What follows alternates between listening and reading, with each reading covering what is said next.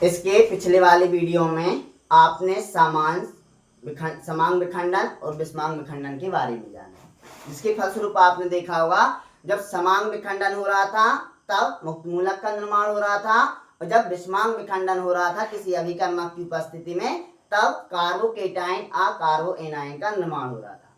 इस वीडियो के माध्यम से हम लोग मुक्त मूलक और कार्बोकेटाइन एवं कार्बो एनायन की प्रॉपर्टी के बारे में जानेंगे। तो यहाँ पे आप देखते हैं, सर्वप्रथम हम लोग देखते हैं मुक्त मूलक फ्री रेडिकल।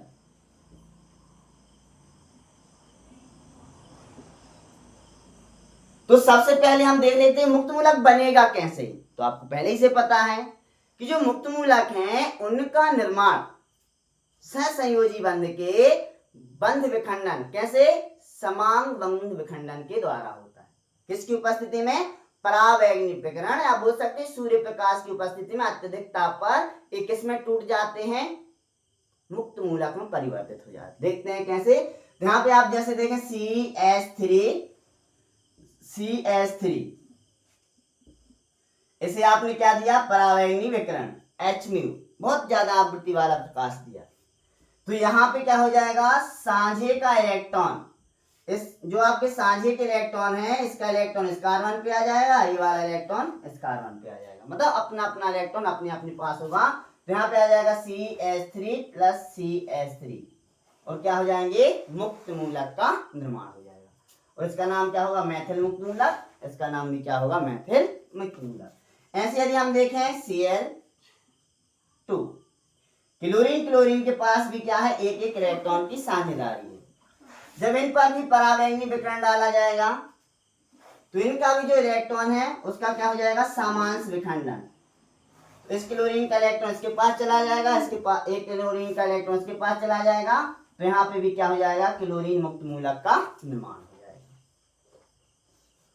अब अपन देखते हैं कि कार्बोकेटाइन में क्या क्या मुक्त मूलक होते हैं उसमें क्या क्या प्रॉपर्टी होती है। अब चूंकि यहाँ पे हम कार्बनिक रसायन की चर्चा कर रहे हैं तो यहाँ पे इन मुक्त मूलकों की, जैसे क्लोरीन मुक्त मूलक है, इनकी चर्चा ना करके हम लोग कार्बनिक मुक्त मूलक की चर्चा करेंगे, जैसे मेथिल मुक्त मूलक, एथिल मुक्त मूलक, प्रोपिल मुक्त मूलक, प्राथमिक, द्वितीयक, तृतीयक आदि के बारे में चर्चा करेंगे।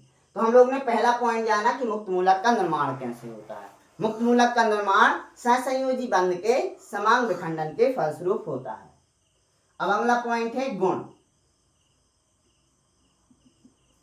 तो हमने आपको पहले ही बता दिया कि हम लोग यहाँ पे कार्बनिक मुक्त मूलक की चर्चा करेंगे, जैसे CH3CH2 ये आपका एक एथिल मुक्त मूलक है और ये आपका CH3 मेथिल मुक्त मूलक है। C6H5 यहाँ पे आप देखेंगे फेनिल मुक्त मूलक है। अब हम लोग मुक्त मूलक युक्त कार्बन की चर्चा करेंगे ताकि हम मुक्त मूलक के गुणों को जान सकें। तो यहाँ पे आप देखेंगे कार्बन एक CH3 से जुड़ा हुआ है और दो क्या जुड़े हैं, इससे हाइड्रोजन जुड़े हैं, और एक क्या है इसके पास फ्री इलेक्ट्रॉन है, मुक्त इलेक्ट्रॉन। तो सर्वप्रथम हम लोग जान लें कि इसमें संकरण क्या होता है। तो आपको पता होगा कि संकरण में आप क्या देखते हैं, सिग्मा और lone pair of electron, sigma बंध और लॉन पेयर ऑफ इलेक्ट्रॉन। तो कितने सिग्मा बंध हैं, 1 2 3 सिग्मा बंध हैं। तो इसमें जो संकरण होगा कौन सा होगा, sp2। क्यों, sp2 संकरण जो आपकी 3 सिग्मा है, तो 3 सिग्मा बनाने के लिए एक S उपयोग हुआ होगा और 2 p। तो इसमें जो संकरण होगा वो क्या होगा, sp2 और आप पढ़ चुके हैं पहले से ही कि जब संकरण sp2 होता है, तो जब संकरण sp2 होता है तो संरचना कैसी होती है, त्रिकोणीय समतलीय। और जब संरचना त्रिकोणीय समतलीय होगी तो बंध कोण कितने का होगा, 120 डिग्री का होगा।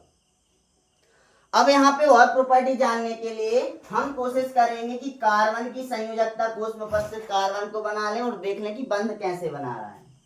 कार्बन का परमाणु क्रमांक होता है 6, इलेक्ट्रॉनिक विन्यास लिखेंगे 1s2 2s2 2p2।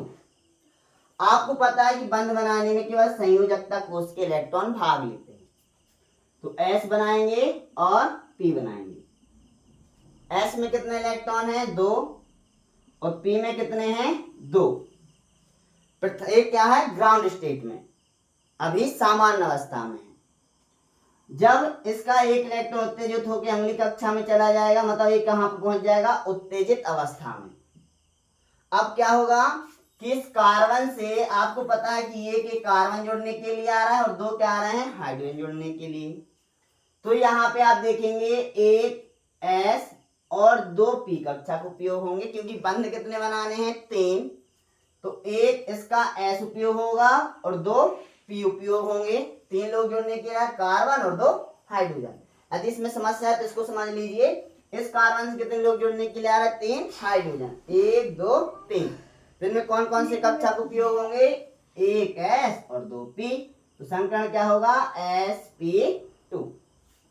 और जब संकरण sp2 होगा तो संरचना क्या होगी? त्रिकोणीय समतलीय। और संरचना त्रिकोणीय समतलीय होगी तो बंध कोण कितने का होता है? 120। क्यों? क्योंकि जब 3 बंध बनेंगे, संकृत कक्षक होंगे 3, तो एक दूसरे से बराबर दूरी पर रहेंगे, और जब बराबर दूरी पर रहेंगे तो बंध कोण कितने का होगा? 120 का। यदि आप संरचना भी चाहें तो संरचना ही बना सकते हैं। इसमें क्या है? कार्बन कितने सिग्मा बंध बना है? 3। एक क्या है इनके पास? मुक्त इलेक्ट्रॉन। और मुक्त इलेक्ट्रॉन किसमें? पी कक्षक में। और पी कक्षक की आकृति कैसी होती है? डंबलाकार। क्यों? क्योंकि इस कक्षक ने संकरण में भाग नहीं लिया हुआ है। तो इसके पास क्या रहेगा? एक असंकृत कक्षक रहेगा, और एक असंकृत कक्षक में एक क्या रहेगा? मुक्त इलेक्ट्रॉन। तो ये जो मुक्त मूलक है उसकी संरचना कैसे होगी? त्रिकोणीय समतलीय। इसमें क्या होगा? अगला पॉइंट लिख सकते हैं, मुक्त मूलक युक्त कार्बन पर एक असंकृत पी कक्षक होता है जिसमें एक मुक्त इलेक्ट्रॉन उपस्थित होता है। ठीक है, तो यहाँ पे एक मुक्त इलेक्ट्रॉन उपस्थित होता है किसमें? असंकृत पी कक्षक में। अगला पॉइंट जानेंगे, जो मुक्त मूलक युक्त कार्बन होता है उसके संयोजकता कोष में 7 अर्थात विषम इलेक्ट्रॉन होते हैं। देखते हैं कैसे। तो 3 क्या बना है? सहसंयोजी बंध 1 2 3 4 5 6। तो 3 इलेक्ट्रॉन स्वयं के और 3 हाइड्रोजन के, टोटल इलेक्ट्रॉन कितने हो गए? 6। और एक क्या है इसका? मुक्त इलेक्ट्रॉन। तो टोटल इलेक्ट्रॉन कितने हो जाएंगे? 7 इलेक्ट्रॉन होते हैं, अर्थात विषम इलेक्ट्रॉन होते हैं। जब 7 इलेक्ट्रॉन है तो इसका अष्टक पूर्ण नहीं है। अष्टक पूर्ण नहीं है तो स्थायी नहीं होगा, और स्थायी नहीं होगा तो क्रियाशील होगा। तो जो मुक्त मूलक होते हैं ये क्या होते हैं? अस्थायी होते हैं। और अस्थायी होंगे तो क्या होंगे? क्रियाशील।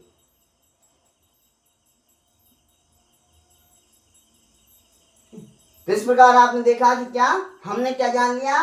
मुक्त मूलकों के गुणों के बारे में जान लिया। अब आते हैं हम लोग मुक्त मूलक के स्थायित्व के बारे में। संरचना भी जान ही लिया है तो अलग से पॉइंट बनाने की जरूरत नहीं है संरचना के लिए। अब हम लोग जानते हैं क्या? स्थायित्व, कि किस मुक्त मूलक का स्थायित्व ज्यादा रहेगा। तो आपने पढ़ा होगा CH3 CH2 CH2 CH2। अब आपने ये जाना होगा जैसे मुक्त मूलक युक्त कार्बन है, इस कार्बन से जुड़ने वाला केवल एक ही अन्य कार्बन है। तो जो मुक्त मूलक कहलाएगा ये कहलाएगा प्राथमिक या 1 डिग्री मुक्त मूलक। दूसरा देखें, CH3 CH2 CH CH3। यहां पे आप देखेंगे इसके पास एक मुक्त इलेक्ट्रॉन होगा। अब जो ये मुक्त इलेक्ट्रॉन जिस कार्बन पे है वो कार्बन अन्य 2 कार्बन से घिरा हुआ है, तो इस आप कार्बन को द्वितीयक कार्बन या 2 डिग्री कार्बन कहेंगे। या 2 डिग्री मुक्त मूलक कहेंगे। ऐसे ही आगे चल के और देखें CH3 CH3 CH3, इसमें आप देखेंगे जिस कार्बन पे मुक्त मूलक है यह कार्बन अन्य 3 कार्बन से घिरा हुआ है, 1 2 3।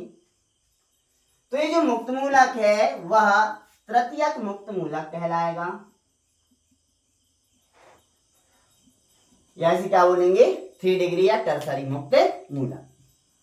अब हम लोग जानते हैं कि इनका स्थायित्व कैसा रहता है। जैसे आपका 1 डिग्री मुक्त मूलक है, 2 डिग्री मुक्त मूलक है या 3 डिग्री मुक्त मूलक है, इनमें से सबसे ज्यादा स्थायी कौन रहेगा और क्यों, कारण भी जानेंगे। तो ये आप देख लें, पहले प्राथमिक मुक्त मूलक बना लेते हैं CH3CH2 CH2CH2, द्वितीय मुक्त मूलक CH3CH2CH2, तृतीय मुक्त मूलक CH3CH3CH3। अब आपको पता होगा कि जो मैथिल समूह होता है, हालांकि अभी आपने इतने डिटेल से नहीं पढ़ा हुआ है, आगे जब चर्चा करेंगे, अब आगे जाएंगे तो आपको जो मैथिल समूह होता है इलेक्ट्रॉन डोनर होता है, इलेक्ट्रॉन दान करने वाला होता है, धनात्मक मेजोमेरिक प्रभाव है, बोल सकते हैं धनात्मक इलेक्ट्रोमेरिक प्रभाव को प्रदर्शित करता है। तो ये क्या होता है, इलेक्ट्रॉन डोनर होता है, इलेक्ट्रॉन को दान देने वाला।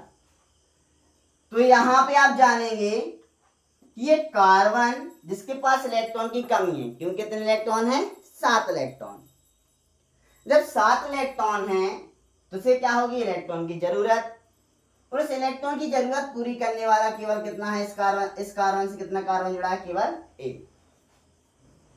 यहाँ पे आप देखेंगे ये जो कार्बन है अर्थात द्वितीय मुक्त मूलक है, इस कार्बन पर इलेक्ट्रॉन की कमी है, उस इलेक्ट्रॉन की कमी को पूर्ण करने वाले कितने कार्बन है, 2। तो इसे आप क्या कहेंगे कि ये वाला जो मुक्त मूलक है वो इसकी अपेक्षा ज्यादा स्थायी होगा। ऐसे समझिए कि जैसे इस व्यक्ति के पास दुख था, मतलब कमी थी, तो इसको कमी को पूरा करने वाला 1 था, इसके पास जब दुख है तो इसको कमी को पूरा करने वाले 2 हैं, या सहानुभूति देने वाले 2 हैं। ऐसे यहाँ पे समझिए कि इसके पास दुख था, उस दुख के लिए सहानुभूति देने वाले 3 हैं, तो ये सबसे अच्छा फील करेगा, सबसे अच्छा अनुभव करेगा। तो यहाँ पे जो 3 डिग्री मुक्त मूलक है वो सबसे ज्यादा स्थायी होगा, 2 डिग्री उससे थोड़ा कम स्थायी होगा, और 1 डिग्री और भी कम स्थायी होगा। और यदि क्रियाशीलता की बात करें तो आपको पता है क्रियाशीलता क्या होगी, स्टेबिलिटी की अपोजिट होगी।